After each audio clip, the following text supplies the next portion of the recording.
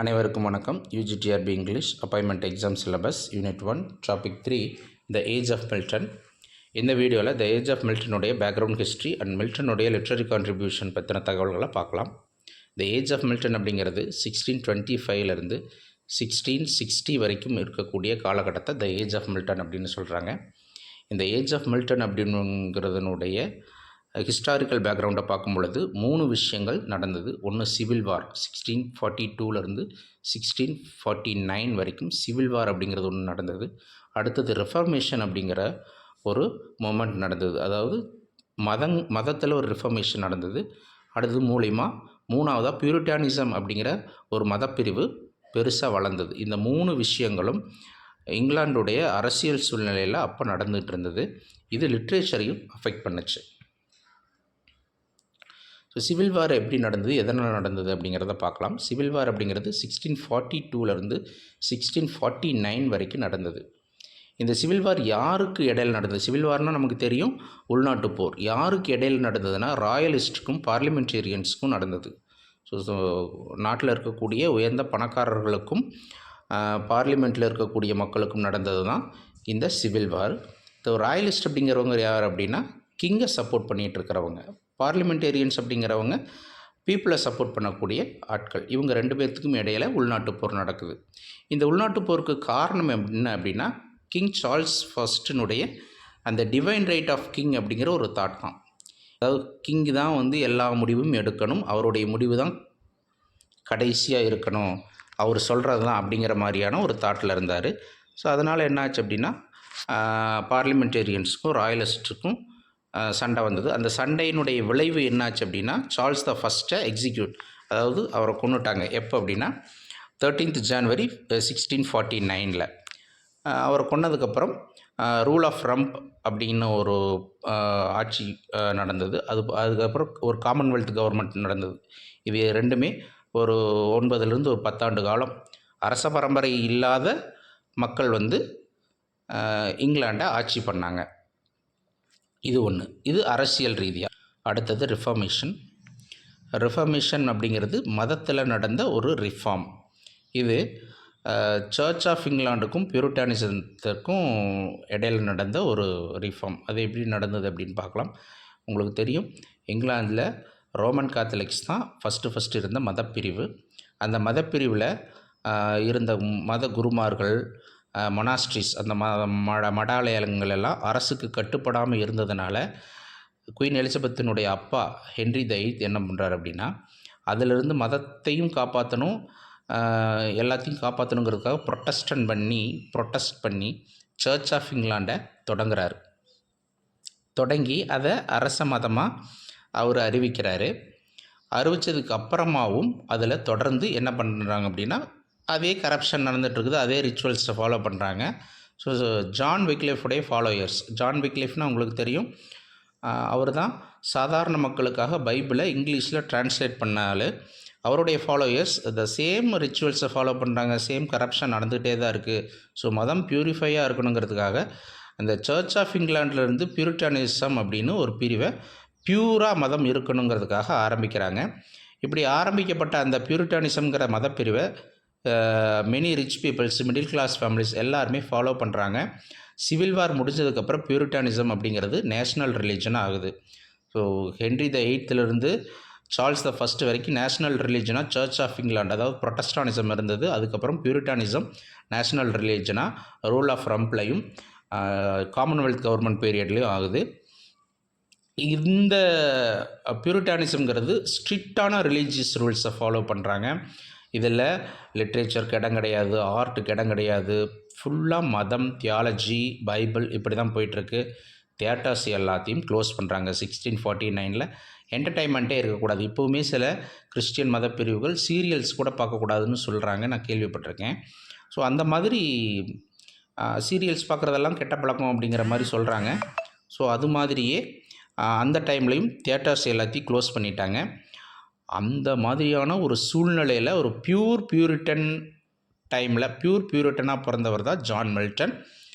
இந்த சுச்சுவேஷனை நீங்கள் புரிஞ்சுக்கிட்டீங்கன்னா மட்டும்தான் ஜான் மில்டன் ஏன் பேரடைஸ் லாஸ்ட் எழுதினார், அவர் ஏன் கிறிஸ்டினேட்டிவிட்டி அப்படின்னு ஒரு எழுதினார், பேரடைஸ் ரீகைன் எழுதினார் அப்படின்னு உங்களுக்கு தெரியும். ஸோ பியூராக மதத்தை ஃபாலோ பண்ணக்கூடிய மதம்னு இருக்கக்கூடிய ஒரு டைமில் பிறந்தவர். அந்த டைமில் லிட்ரேச்சர் ஃபீல்டுக்கு வந்தவர் தான் இந்த ஜான் மில்டன். ஸோ அவருடைய லைஃப்பை பற்றி பார்க்கலாம். ஜான் மில்டன் 1608 1674 போர் வரைக்கும் இருந்த ஒரு ஆள், சரியா, ஒரு போயிட்ரு. இந்த பீரியடில் உங்களுக்கு பார்த்துங்க, சாசருடைய பீரியடில் ப்ரோஸும் பொயிட்ரி மட்டும்தான் மேஜராக இருந்தது. ட்ராமாங்கிற ஃபார்ம் கிடையாது. நாவலுங்கிற ஃபார்ம் ரிச்சர்ட்சன் காலத்தில் தான் ஆரம்பித்தது. ஸோ நாவலுங்கிற ஃபார்மும் கிடையாது. ஷேக்ஸ்பியர் ஏஜில் ப்ரோஸ் இருந்தது, பொயிட்ரி இருந்தது, ட்ராமாவும் இருந்தது. இந்த டைமில், அதாவது ஏஜ் ஆஃப் மில்டன்னா பியூரிட்டானிசத்தில் தியேட்டர்ஸை 1642 க்ளோஸ் பண்ணிடுறாங்க. ஸோ ட்ராமாஸ் எழுதுறதுக்கு வாய்ப்புகள் ரைட்டர்ஸ்க்கு கிடைக்கல. அதனால் ப்ரோஸும் பொயிட்ரி மட்டும்தான் மேஜராக 2 ஃபார்ம்ஸ் மட்டும்தான் இருந்தது. அந்த மாதிரியான டைமில் மில்டன் வராரு.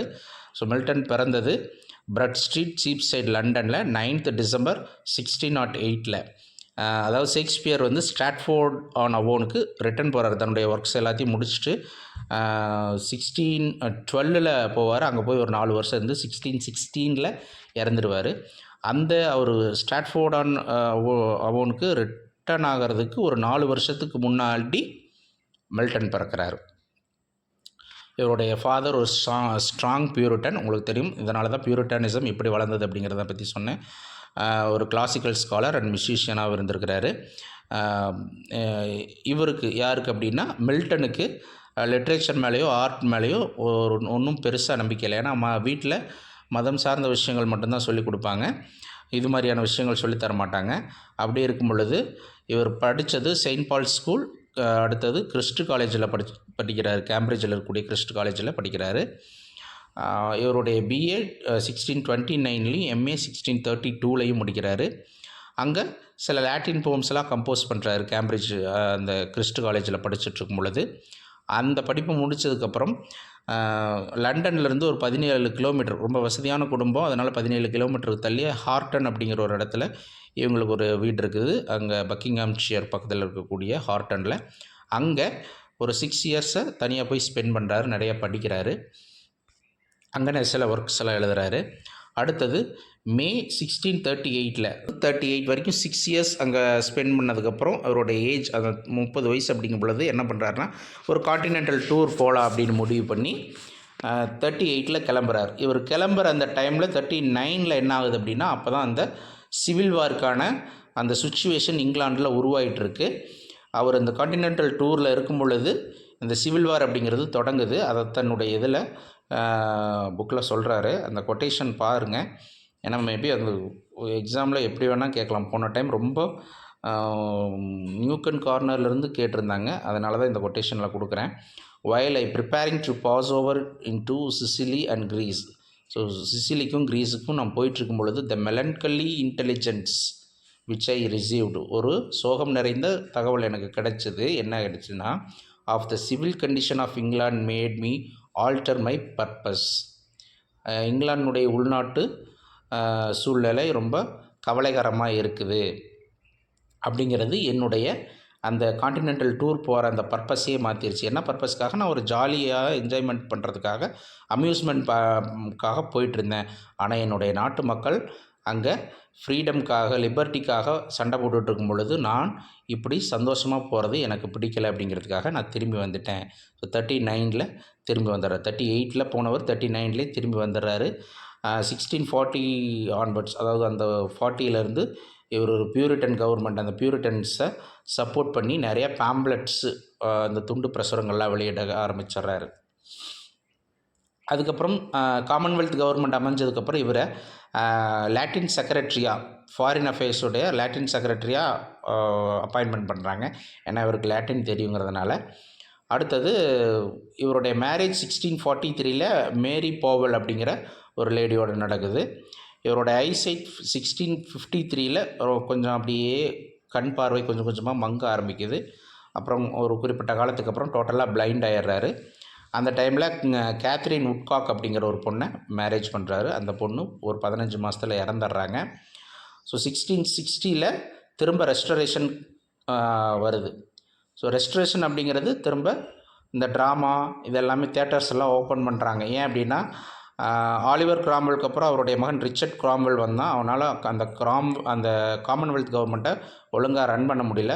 So Charles the ஃபஸ்ட்டோடைய Sun Charles the second ஆட்சிக்கு வந்துடுறாரு. அவருடைய சப்போர்ட்டர்ஸ் மூலயமா திரும்பவும் கவர்மெண்ட்டை அவருடைய கண்ட்ரோலுக்கு கொண்டு வர்றாரு. அப்படி கொண்டு வரும் பொழுது அவங்க அப்பா காலத்தில் என்னெல்லாம் இருந்ததோ அப்படி அதை எல்லாத்தையும் திரும்ப கொண்டு வர்றாரு.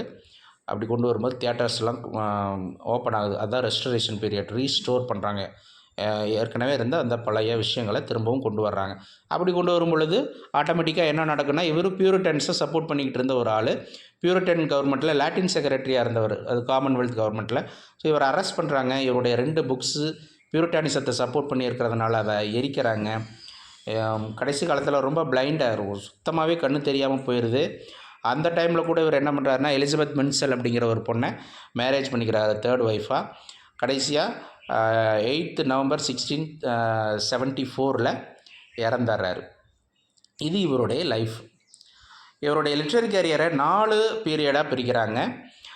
அந்த 4 பீரியட் என்ன அப்படிங்கிறது காலேஜ் பீரியட் 1623 to 1632 வரைக்கும், ஒரு 9 இயர்ஸ் காலேஜில் படிக்கக்கூடிய அந்த டைமை காலேஜ் பீரியட்னு. இவர் காலேஜில் ஒழுங்காக போகலைங்கிறதுனால டிகிரியை ரொம்ப கஷ்டப்பட்டு தான் வாங்கினார். ரொம்ப அட்வென்ச்சர்ஸ் தான் ரொம்ப விரும்பிகிட்டு இருந்தார். சர்ச்சுக்கு கூட அப்போல்லாம் அதிகமாக போக மாட்டார். ரொம்ப அட்வென்ச்சர்ஸ் விரும்பிகிட்டு இருந்தார், ரொம்ப வசதியாக இருந்தனால. அடுத்தது ஹார்டன் பீரியட் 1632 to 1638 வரைக்கும், ஒரு 6 இயர்ஸ் வந்து ஹார்டன் பீரியடு. இந்த டைமில் அங்கே போய் இருந்துட்டு நிறைய படித்தார். படிக்கும் பொழுது சில ஒர்க்ஸ் எல்லாம் எழுதினார். அடுத்தது third the period of prose writing 1640 1660 வரைக்கும், ஒரு 20 வருஷம் காலத்தில் சில ப்ரோஸ் ஒர்க்ஸ்லாம் எழுதியிருக்கிறாரு.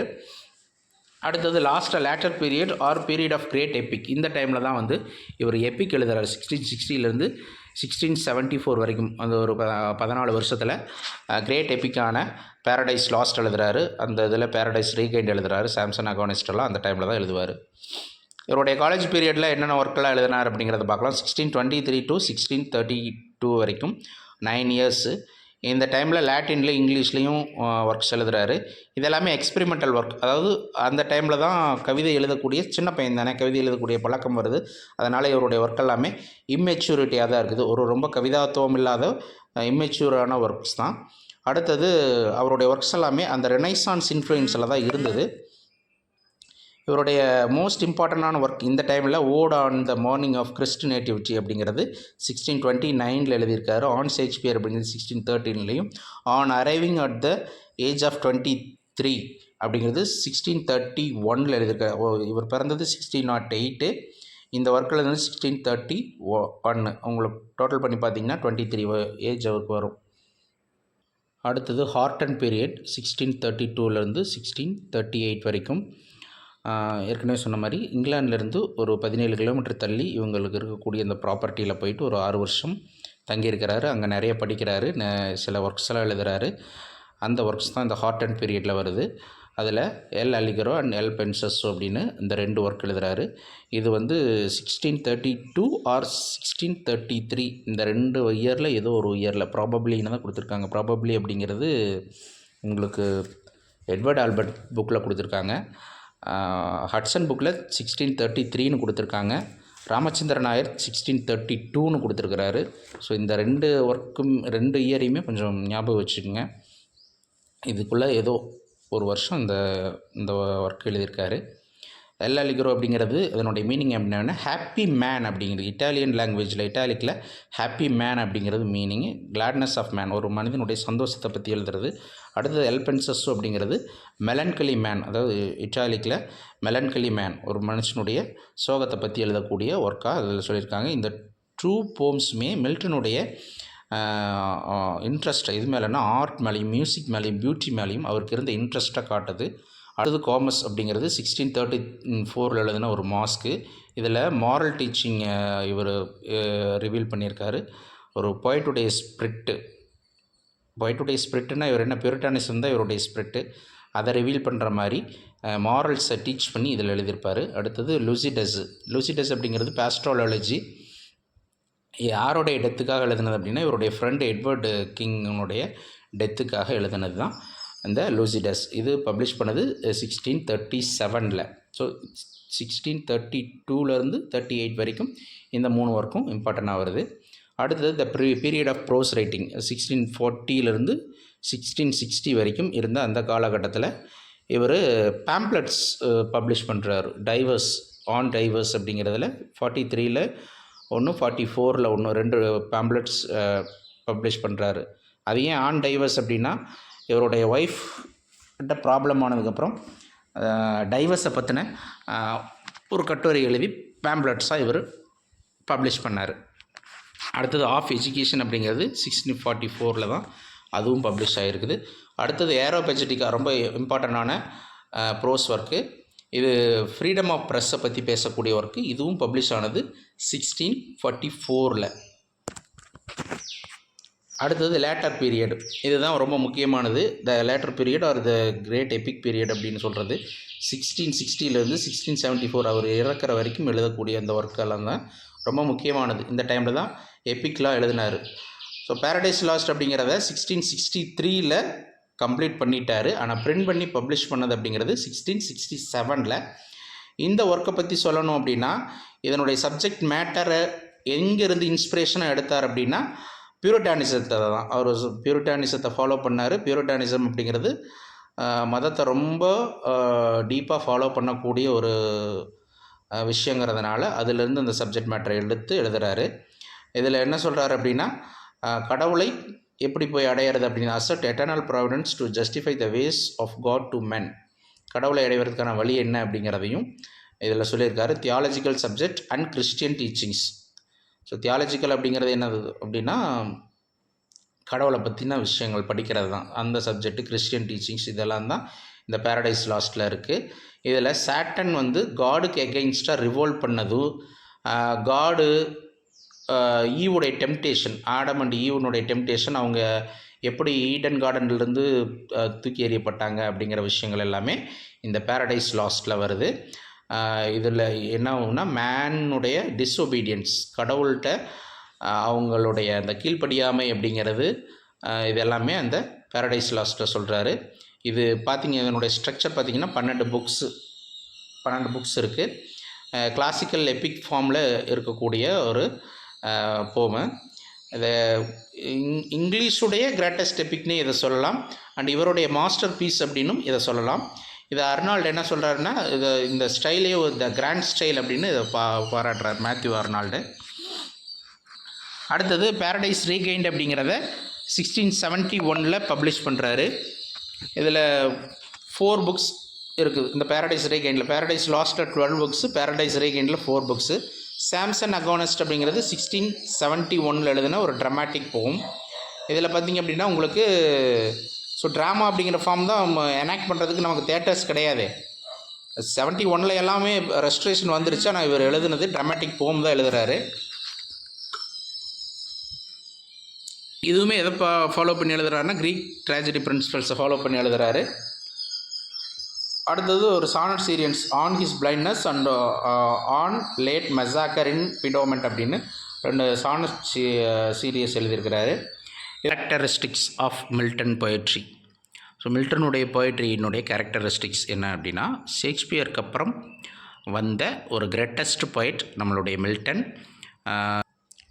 ஹட்சன் தன்னுடைய புக்கில் என்ன சொல்கிறார் அப்படின்னா, உலகத்தில் இருக்கக்கூடிய பொயட்ஸ் எல்லாத்தையும் லைனாக எடுத்து அப்படின்னா முதல் 3 இடத்துல ஏதோ ஒன்றா யார் இருப்பார் அப்படின்னா, முதல் 3 இடத்துலையே யார் வந்துடுவார்னா மில்டன் வந்துடுவார். அந்தளவுக்கு ஒரு சுப்ரீம் பொயட் வேர்ல்டுலேயே அப்படின்னு அவர் சொல்கிறாரு.